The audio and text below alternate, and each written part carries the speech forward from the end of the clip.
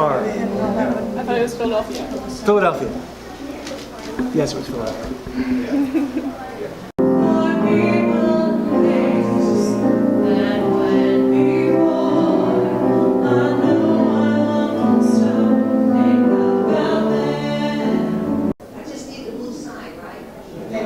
And the license I put on, I usually just put down by the shift.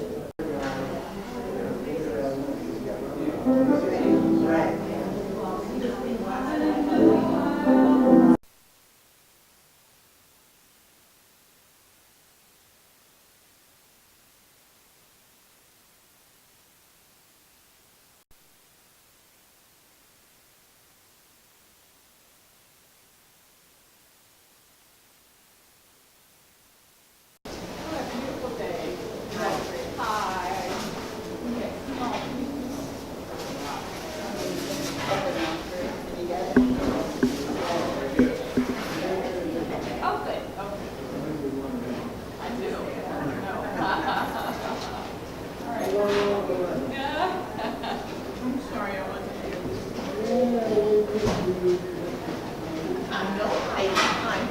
I remember Heidi.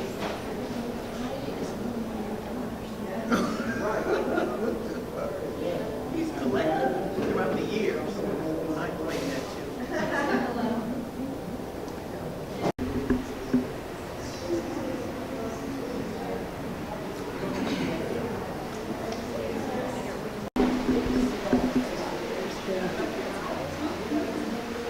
Did you get it, Judy?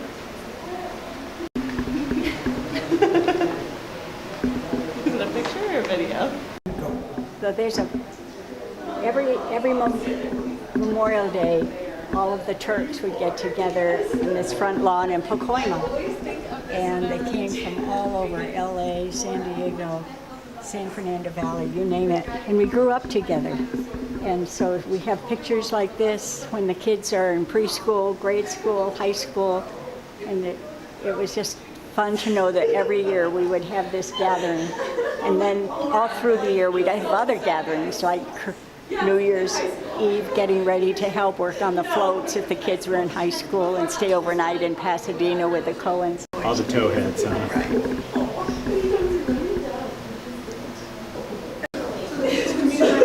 How are you?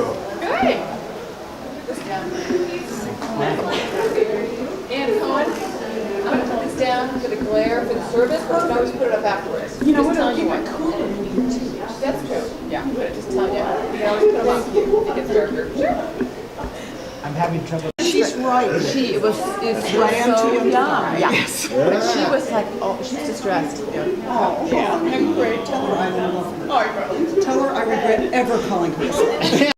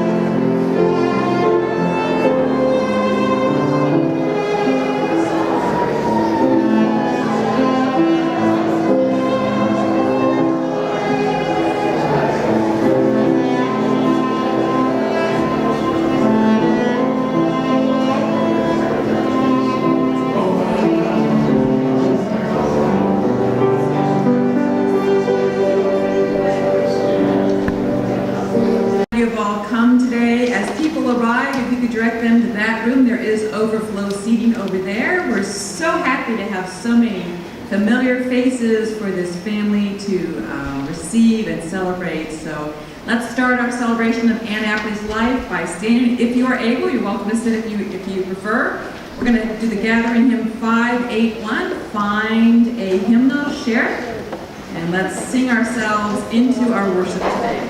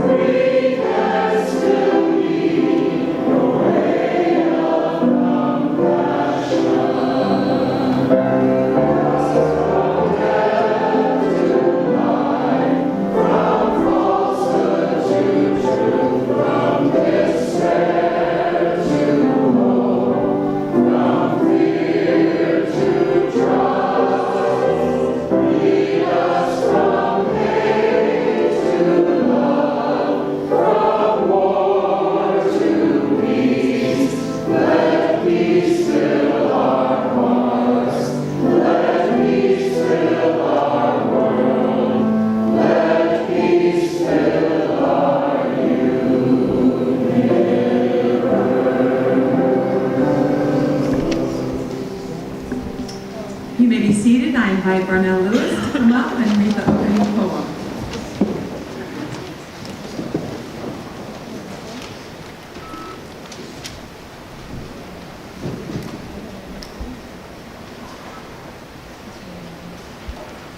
We begin. The thing is to love life, to love it even when you have no stomach for it, when everything you've held dear crumbles like burnt paper in your hands, and your throat is filled with the silt of it. When grief sits with you so heavily, it's like heat, tropical, moist, thickening the air so it's heavy like water, more fit for gills than lungs. When grief weights you like your own flesh, only more of it, an obesity of grief. How long can a body withstand this, you think? And yet, you hold life like a face between your palms, a plain face with no charming smile or twinkle in your eye. And you say, yes, I will take you. I will love you again.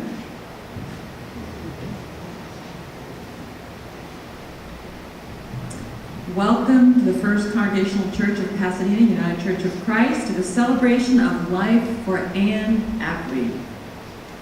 The family has done a beautiful job of bringing food for you to enjoy afterwards, so please stay at our parlors and welcome people and welcome the family and look at the pictures that are laid out on the tables, and there's a video in the slideshow in the far parlor, vintage pictures. So please take your time to make your way through and greet people and enjoy. And also there's a register that's by the chapel door. We'll move it into the parlors afterwards. The family would love to know who is here. It's easy to forget with all these wonderful faces, so please sign the register as well. We're so glad that you are here to join us in celebrating Ann Appley's life. Let us pray. Holy and merciful God, we gather today with one another to thank you for life itself. We especially gather to thank you for the life of Ann Appley.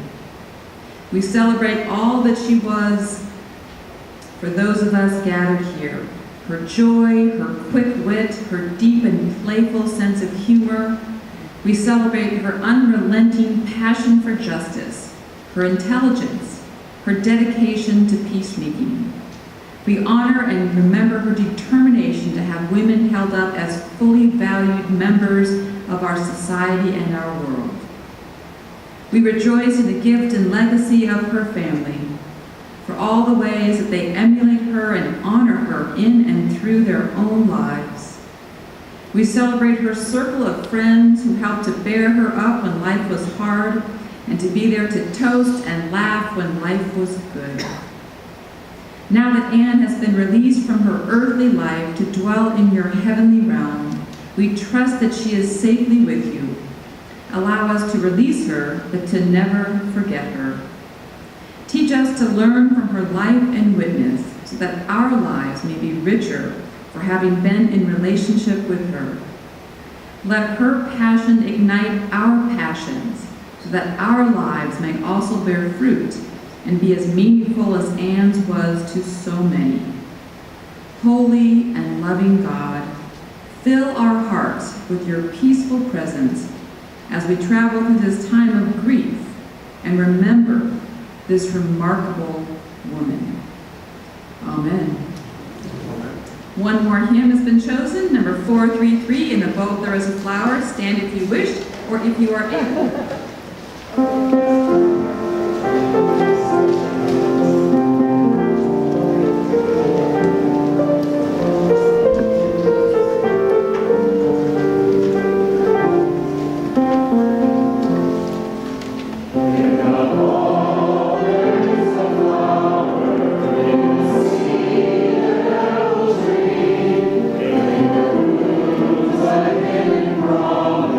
Butterflies will soon be free.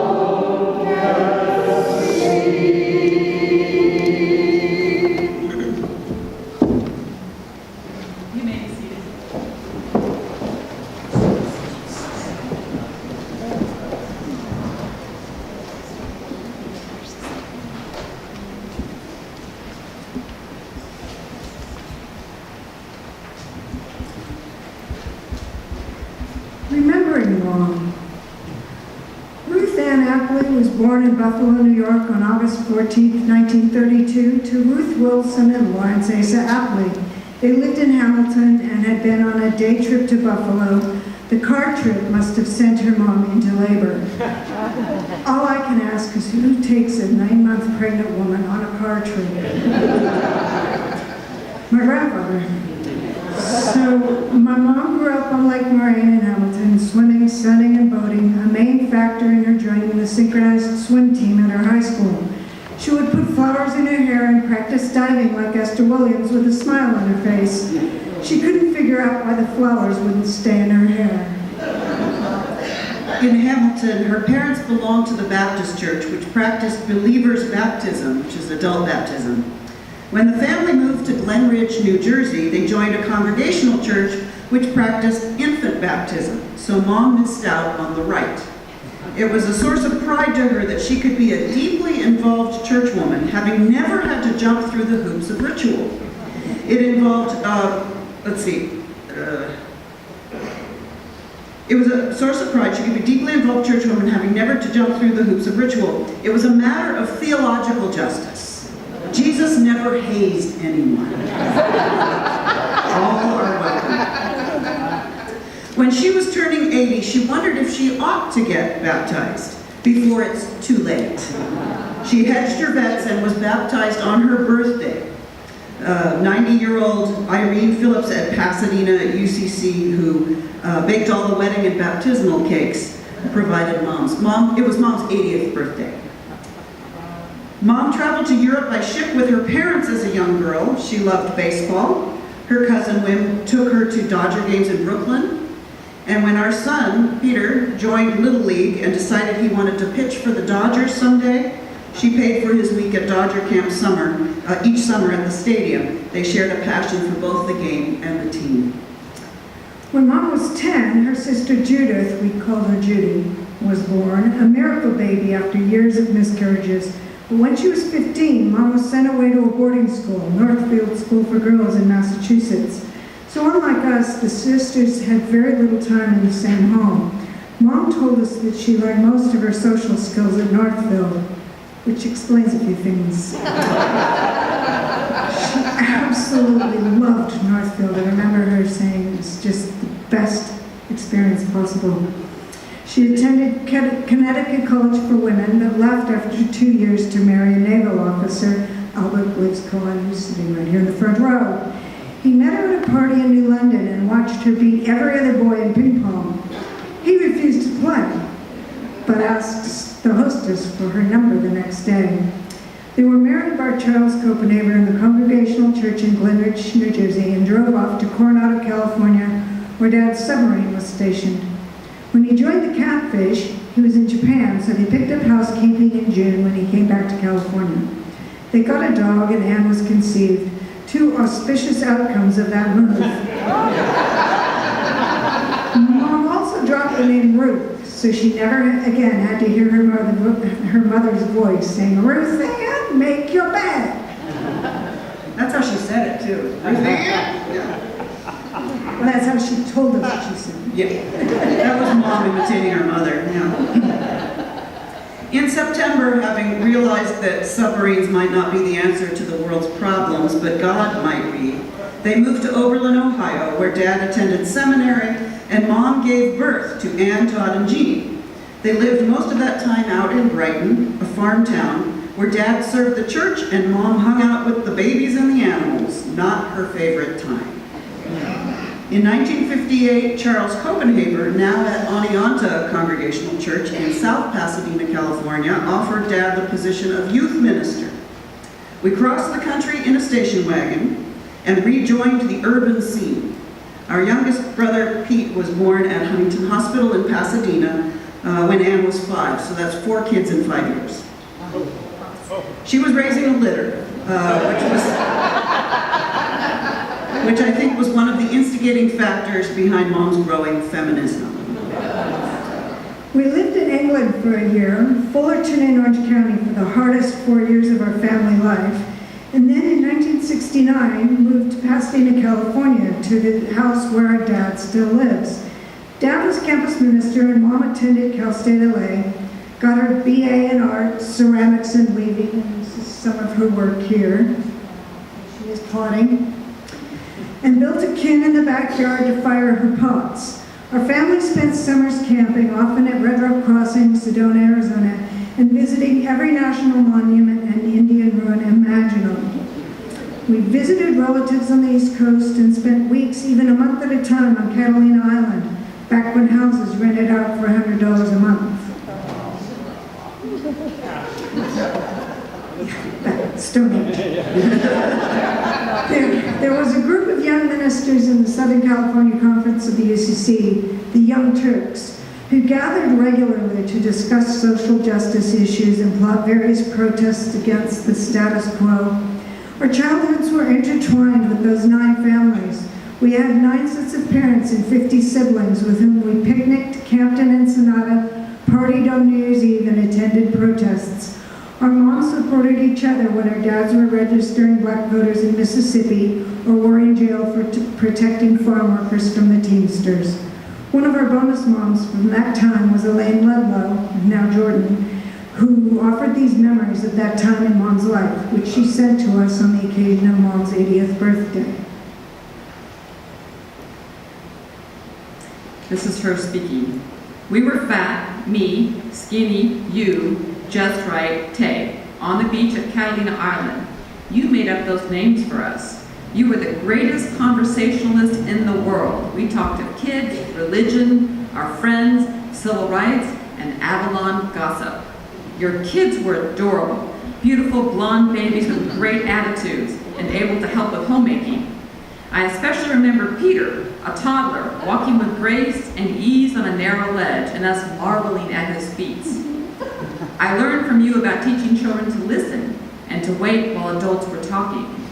I thought you were the best mom I've ever known. You never lost your personhood to these kids, but kept your humor and artistic dreams no matter what they demanded. We were there in Avalon when we learned of the Watts riots in Los Angeles, and you and Al were galvanized into plans to help. We ate mocha chip ice cream, your favorite, and let the 60s wash over us while we monitored it all. You and Al politicized me, made me into a liberal, and gave me a place to stand.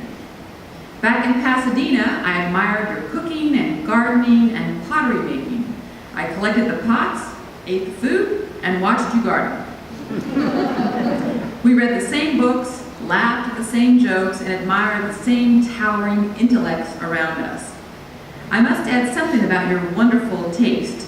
I slavishly copied your decor, your style of dress, and your hippie ways. I loved the plain pottery, the naked floors, the subdued colors, all the while pretending I was that original. With love, Elaine. That comment about not giving over her personhood reminds me of the year we had to call her Vladimir because she was so tired of hearing Mom brought out to she said, at least Theology, and spent many hours with Nell Morton and Ann Bennett, Grace Moore and Liv Register, and a group called Sister Circle, hearing each other into speech and making the world more inclusive for our gender. After she moved to Pilgrim Place, she took classes with Rosemary Radford Ruther, who is now retired there. Rosemary gave her a bathing suit that no longer fit her, which Mom gave to me, which I proudly wore when swimming with my son and Mom in the Pilgrim Place pool. Rosemary Radford Ruther's bathing suit. Can you imagine? Our parents divorced in 1982. Mom eventually married again, Bob Nofer, an architect and member of Woodland Hills UCC. And that brought Lake and Reed and their mother Zazel into our lives. We had a bonus family. Bob eventually worked for JPL, joined Pasadena UCC, and sang in the choir as well as the Foothill Master Chorale. Reed married Dina, and their son Gabriel was a bonus grandchild for Mom. When Bob died, Mom moved to Pilgrim Place. In her 60s and 70s, Mom worked at Women at Work Career Center in Pasadena until she retired. She spent those years helping women enter and re-enter the workforce. The necessity for survival as society and the economy were and are still not kind to single mothers and older women. Her home church was here at First UCC, Pasadena, where our family joined in 1969. This church continues to sustain our family and welcomes us whenever our lives lead us home to Pasadena. Meanwhile, Mom's children grew up, married, and had families. Todd married Gail, and they have Alexi and Bria, and they're all on the East Coast. Pete married Kelly, and they have Caroline and Natalie here in San Diego. Ann married John, and they have Peter and live in Pasadena. I'm married to Kim, and we adopted a dog named Fenris, and we live in Portland, Oregon. Mom moved to Pilgrim Place about 11 years ago. She loved gardening and had a plot on the campus there. Maggie Hover, one of the Pilgrims, sent this message to us after hearing of Mom's death. I inherited Ann's garden plots over at the Berkeley Garden and had quite a funny and endearing ongoing relationship for several years over those plots. I always found her to be sweet and kind, and she was known for her dedication to that garden.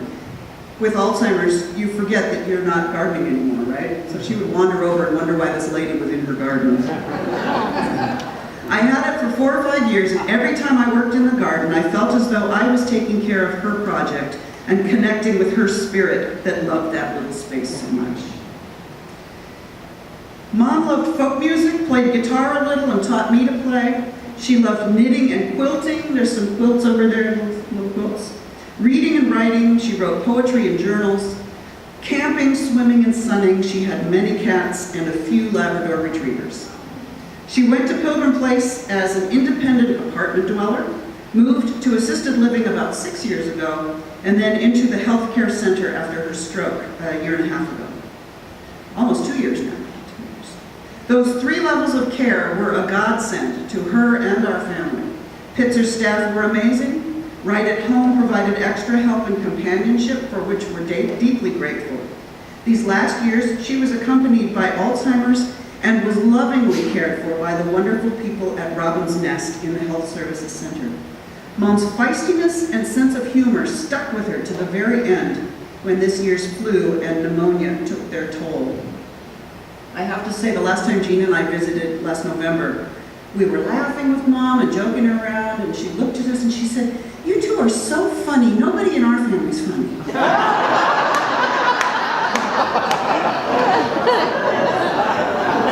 That was a good way. That was a good way to have a good memory at hand. She died gracefully and peacefully on Wednesday, January 17th, 2018 at 1:48 a.m. at Pilgrim Place. All of her children were with her. Pete, did you want to say one thing about the time at which she died, 1:48 a.m.? Yeah, Ann stayed over. The rest of us came back into Pasadena in the evening. Stand up and face, maybe. We had done dinner shifts, and then Ann stayed over in the room with her, and the rest of us come back to Pasadena. Todd and Jean back to 696, and I was staying with my high school buddy Brian, and then we got the call from Ann that she passed, and I'm headed out there, and I didn't know the time, but I get there, and working with the staff there, I knew the time was critical, and I said, well, what's the time? So that was 1:48 a.m. And if many of you know my mom really well and hearing stories right now, but many of you might know that I had the pleasure and honor of working in law enforcement for 27 years. So a lot of, every now and again, my cerebral cortex goes to California Penal Code. Well, 148 of the California Penal Code is resisting and delaying arrest.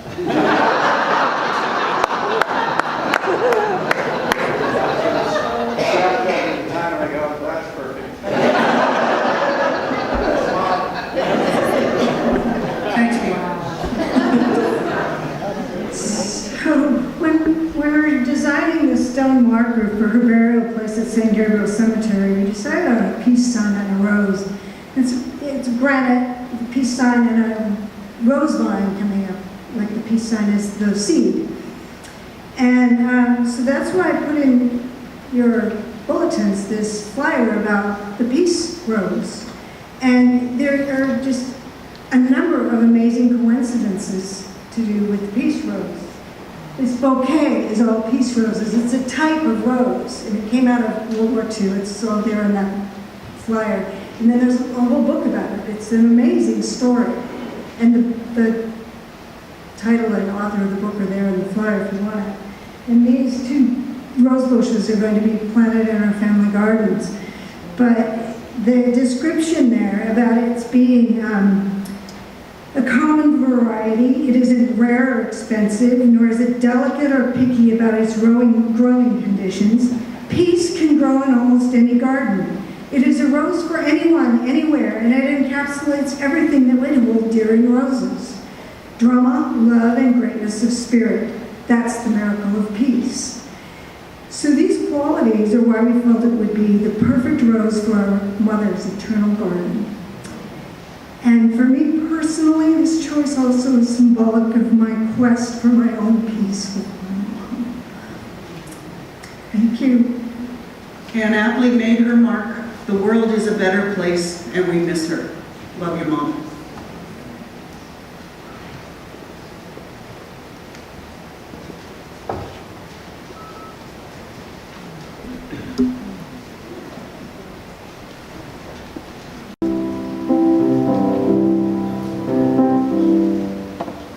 I see trees of green and roses too.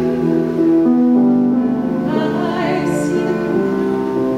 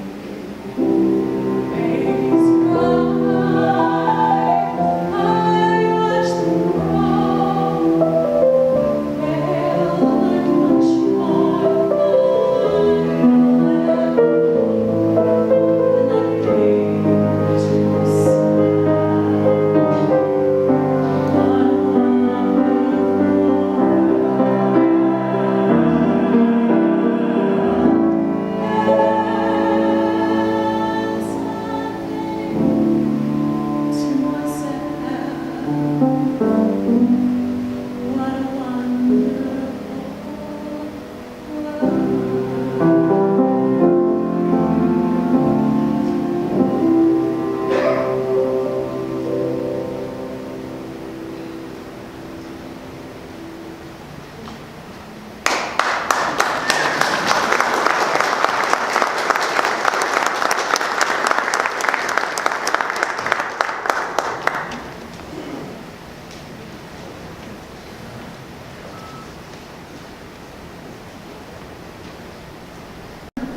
Our dear Anne, we have lost a great champion for peace and justice and a wonderful friend. I'm Sue Neely, and standing here next to me are Liv Register, Barb Klein, Barnell Lewis, and Roberta White, and we have Ron in the audience trying to hide.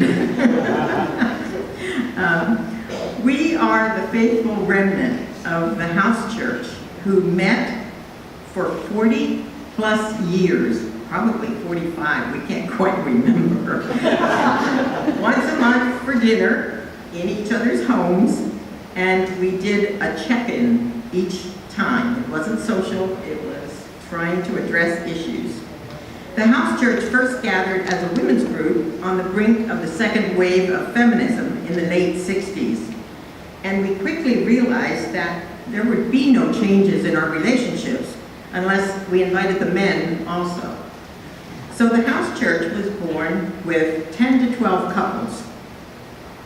In those early years, we tried to define new roles and confront stumbling blocks in our marriage relationships. Later, we shared issues related to raising, growing, and challenging children. Then on to the marriages of those children, followed by the births of our grandchildren. We lived a novel together. We shared responsibilities and sadness as our own parents aged out. And at that time, we were the sandwich generation, stuck in the middle of those two other generations. In recent years, unfortunately, we became the outer piece of bread in that sandwich. And we then mostly confronted our own aging, our own health, and the loss of our spouses. It has truly been a life journey that we have traveled together. Now, in my own life, Anne, along with Liv and Grace Moore, were life-changing trailblazers. And today, and always, I have walked the trails that they have blazed. In my early 20s, naive and a girl from the countryside of Pennsylvania, Anne started to engage me in anti-Vietnam War activities. She introduced me to CALC, Clergy and Laity Concerned, took me to meetings of the Indochina Peace Campaign at Jane Fonda's house, no less, enlisted me in building the infamous tiger cages, which we've already spoken about, and led me into activities related to the Cesar Chavez farm workers movement. At the same time, she, along with Liv, was a leader in this church and in Southern California Conference of the UCC to address inequities for women in the church hierarchy and in society in general. We even got LA Times coverage when we nailed our 9.9 theses on the front door of this church, right out here. Because of these activities, the national UCC got concerned, and they sent representatives to meet with us about sexism in church school curriculum, inclusive language, ordination of women, and images on bulletin covers. Liv did the whole study of bulletin covers. We literally changed the church and our denomination. Anne gave me a lifelong passion for these issues, and her bright light will continue to shine through the legacy that she has left us. Anne was tireless in her efforts for peace and justice, and yet she always amused us with her amazing wit and intelligence. She had a real sense of style. was an avid gardener, as we heard, a wonderful cook, and she adored her family above all. We are ever, ever grateful for the good times shared and the gifts that she left us and gave us, and we will miss her greatly. Roberta will say something about our more recent visits with Amy.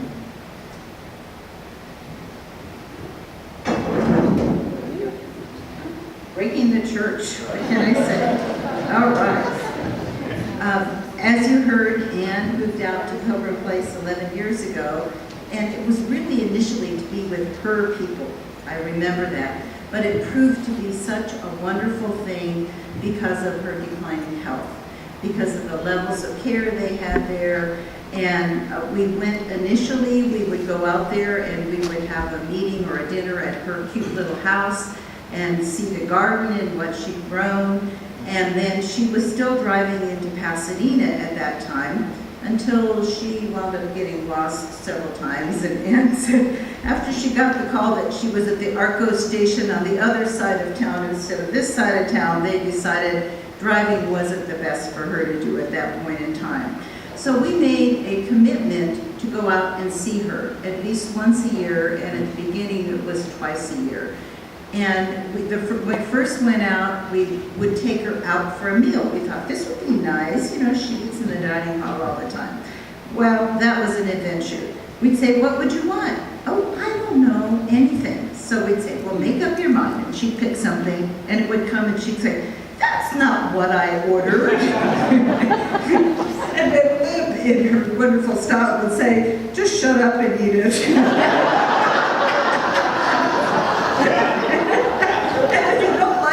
Take it home. And anyway, so after that, we decided the dining hall was probably a better idea because it was a buffet and you could have what you wanted.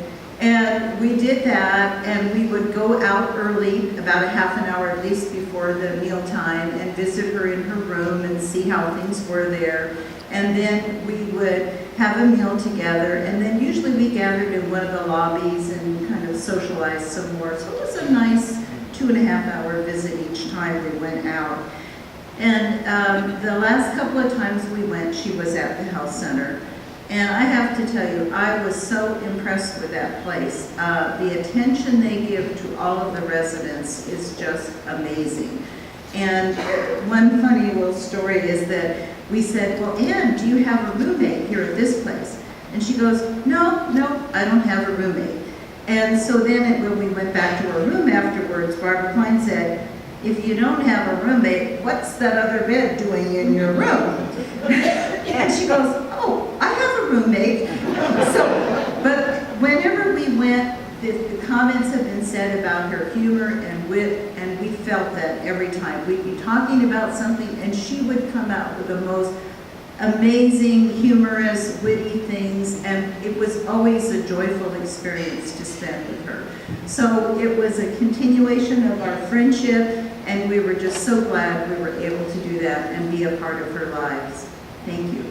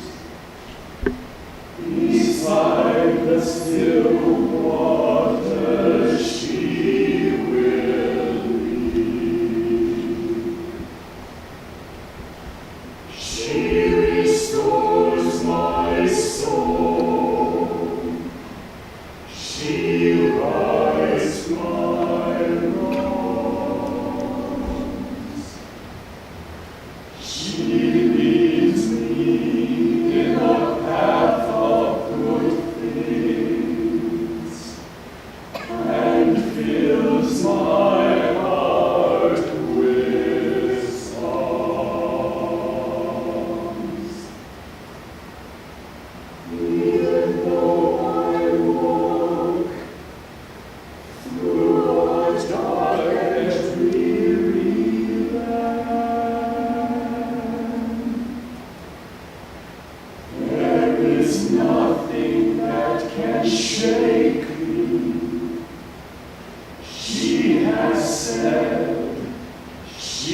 won't forsake me, I will her have. She sets a table before me in the presence of my foes. She anoints my head with oil, and my cup overflows.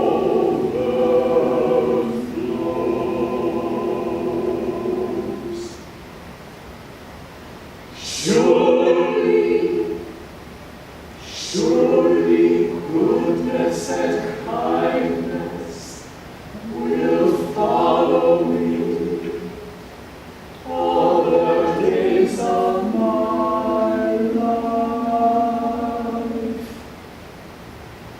and I will live in her house forever, forever and ever.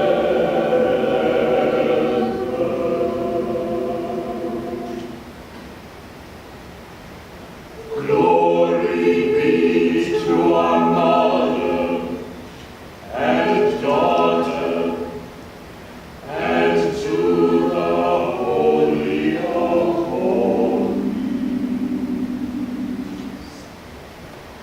as it was in the beginning, is now, and ever shall be,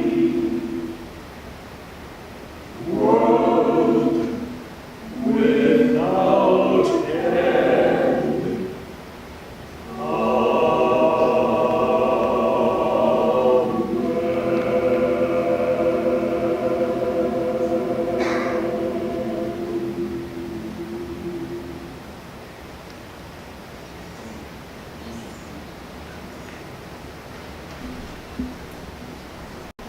Was one of the most colorful women I have known in 30 years of ministry.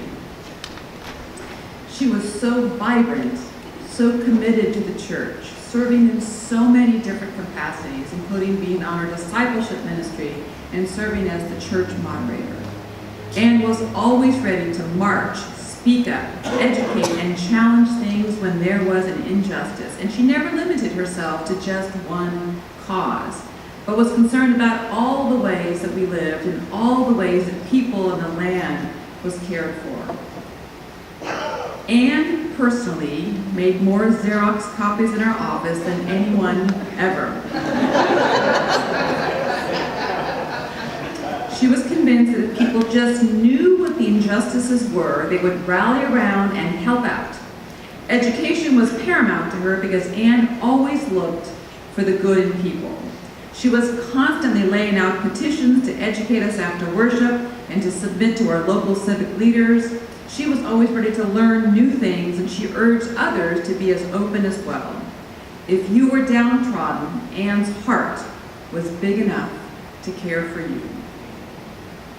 One of the many things that I am grateful to Anne for was her commitment to women's voices being heard.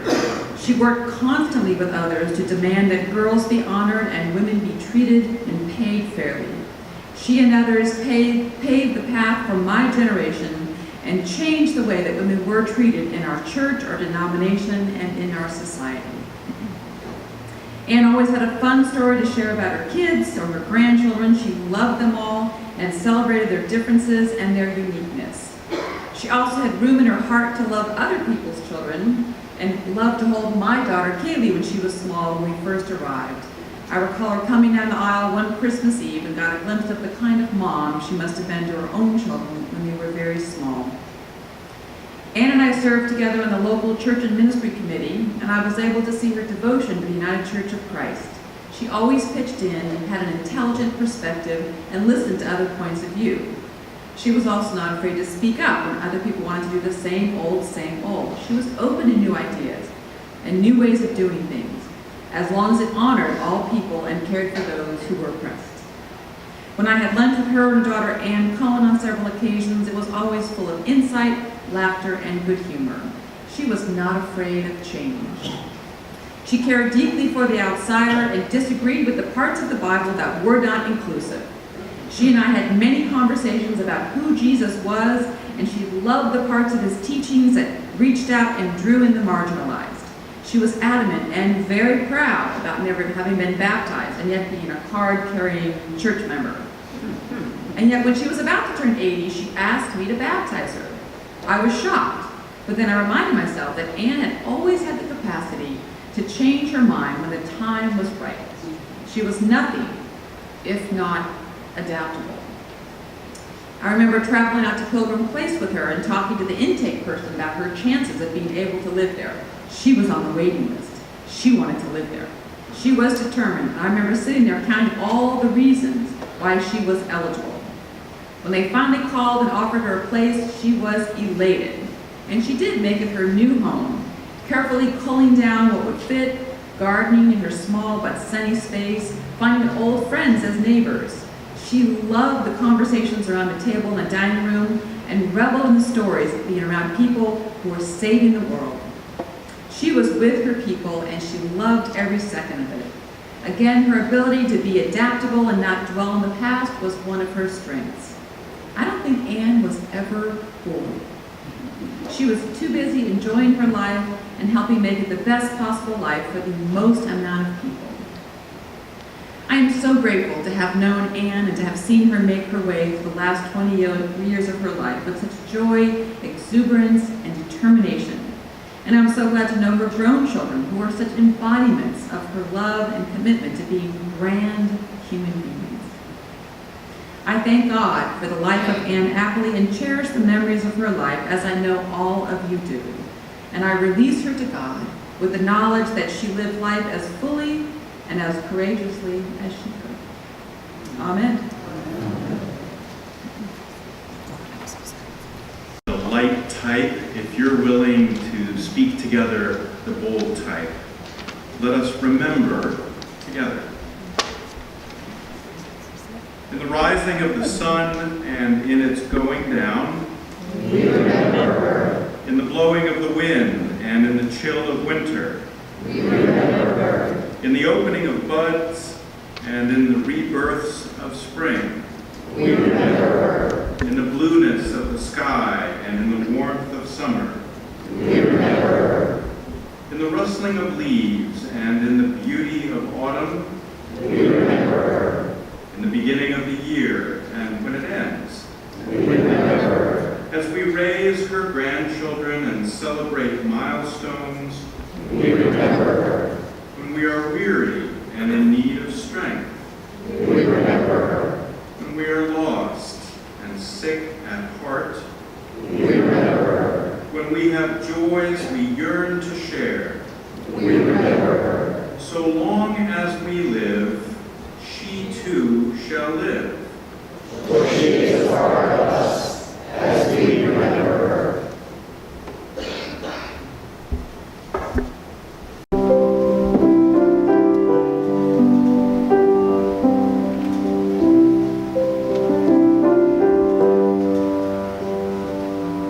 There are places I remember all my life.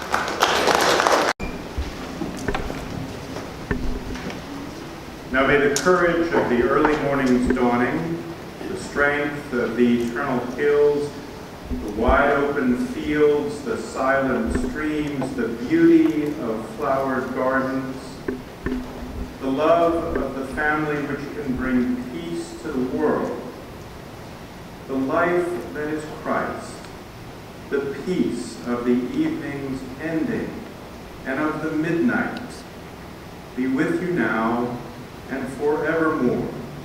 And together God's people say, Amen. You may be seated for the postlude.